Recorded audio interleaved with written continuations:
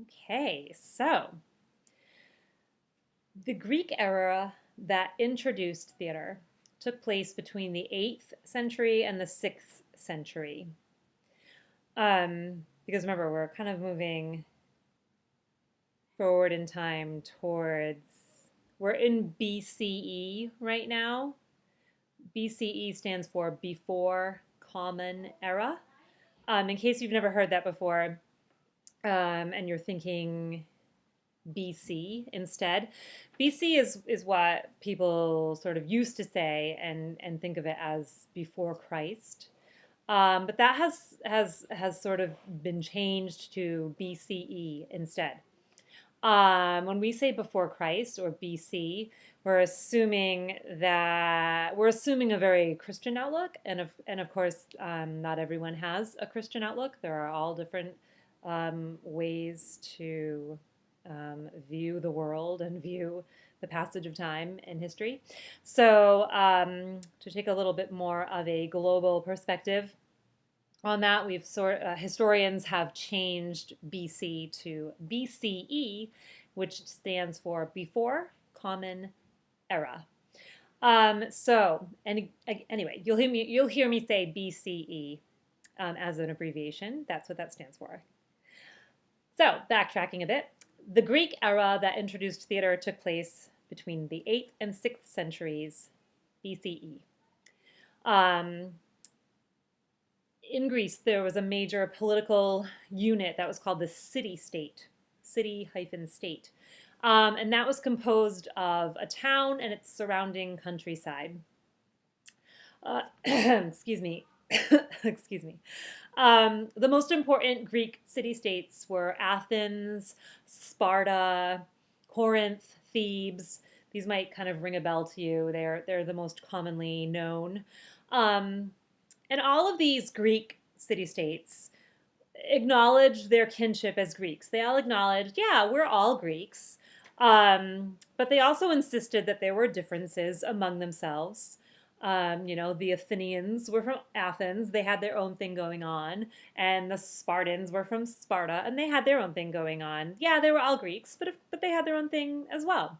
Um, Most of these states depended on control of the sea for wealth and power and well being. So there were a lot of rivalries for dominance, which prompted them to kind of always be waging war with each other because everyone wanted control of the sea because that's where the wealth was.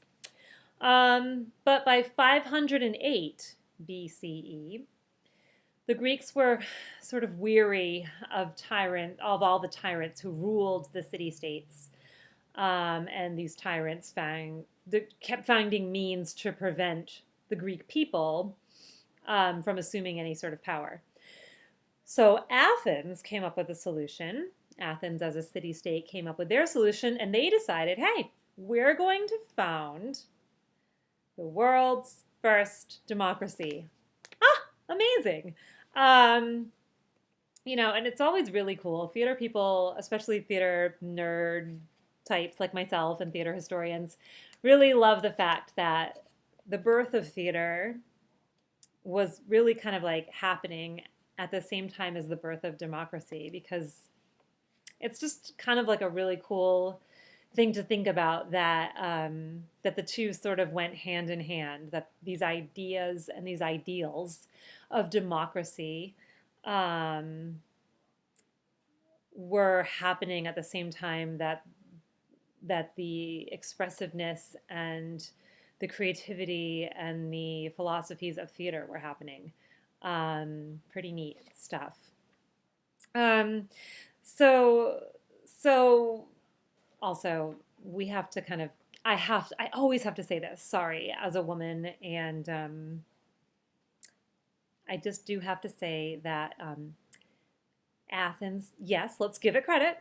It did found the world's first democracy, but that was for the 40,000 or so freeborn male citizens of Athens. Okay, not the slaves of Athens and not the women either. Disclaimer. Anyway, um, so Sparta was actually the most powerful of the city states, but Athenians, the people of Athens, had a lot of confidence in their own strength and their own worth, and this did a lot to motivate the artistic expression of Athens during the 5th century BCE. Athens spent a lot of energy and a lot of money on artistic and intellectual activities, and that's why we are